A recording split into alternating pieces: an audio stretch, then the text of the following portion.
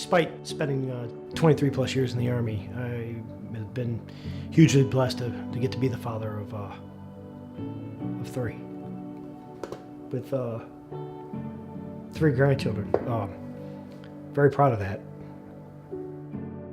Family is so important to me, because without family you don't have anything. They're the people you will always be able to count on when you can't count on anybody else. And my wife does a good job of proving that every day.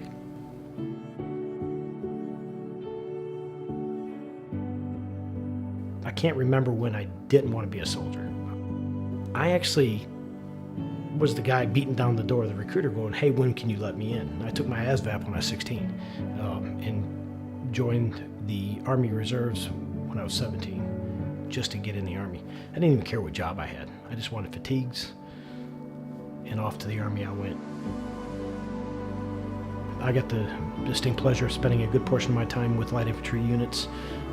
Once I became a military policeman, I was stationed with the 6th Infantry Division, where I got my first chance to be a paratrooper. When I started jumping with the 1st of the 501st Infantry back in 1993, after going through jump school, and then from there got the pleasure of going to JRTC as an OC, where I got to continue to be a paratrooper and spent almost 6 years on jump status. The first light story is pretty interesting. When I had lost a Tomahawk, one of the very first light he sent me, there was a little bit of an issue with the clip, and being a short guy, when I jumped up in the front of the helicopter, it fell off my kit. And when I got back off mission, I immediately got a hold of the guy that convinced me I needed to do the evaluation. And he asked me if I would reach out to the owner of the company and let him know what happened. He goes, "But hey, Rick, brother, just hey, do me a favor, man. It's late there. Give him a little while to get up." I was like, "All right, cool, I will." Hung up and immediately called Jeremy.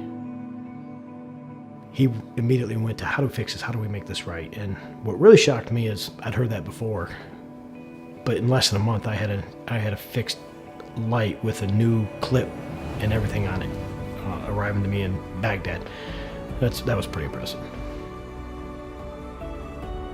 A lot of people in the industry tell you they're interested in knowing you when you're getting ready to retire, but suddenly when you retire, a lot of people don't know you anymore.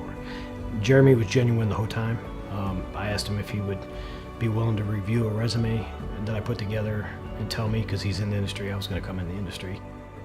I felt my resume was good, and Jeremy reassured me that I had a good resume. He asked me if I could meet for dinner in St. Louis, and well, the rest is history. I got an offer letter the next day that cemented my path to transitioning from being a soldier to being a guy working in the individual equipment industry.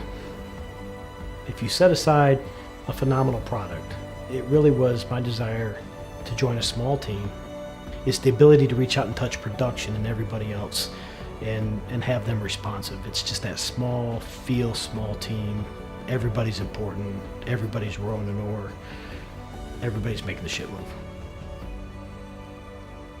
It's a product servicing the soldiers, men and women, law enforcement, people that serve our country every day by people who live in our country every single day.